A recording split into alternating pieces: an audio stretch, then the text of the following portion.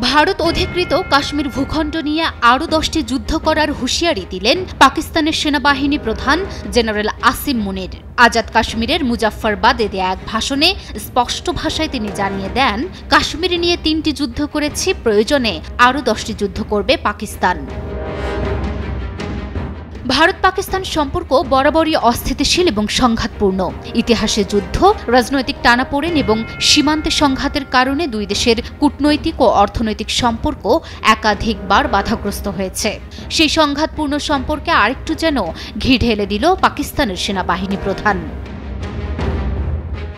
পাকিস্তানি সংবাদ মাধ্যম the express Tribune বলছে, আজাদ কাশ্মীরের মুজাফফরবাদে প্রবীণ ও নাগরিকদের উদ্দেশ্যে দেয়া ভাষণে দেশটির সেনাপ্রধান আশ্বাস দেন, জাতির সামনে ক্ষণস্থায়ী নানা চ্যালেঞ্জ থাকা সত্ত্বেও পাকিস্তান ভারতীয় রাষ্ট্রীয় মদতপুষ্ট নিপীড়নের বিরুদ্ধে তাদের ন্যায্য এবং বৈধ কারণে কাশ্মীরি ভাইদের পাশে অবিচলভাবে দাঁড়িয়ে থাকবে।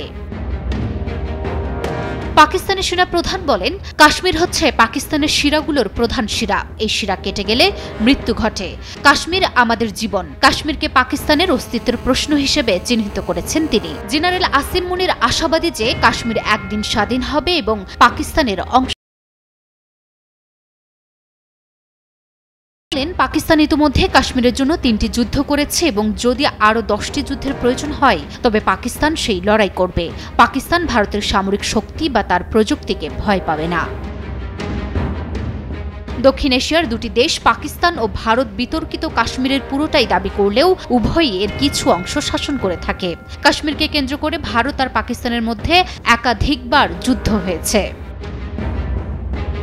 তবে পাকিস্তানের সেনাপ্রধান যখন কাশ্মীর নিয়ে বলছেন গরম কথা, তখনই একই ইস্যুতে নরম সুর দেশটির প্রধানমন্ত্রী শেহবাজ শরীফের।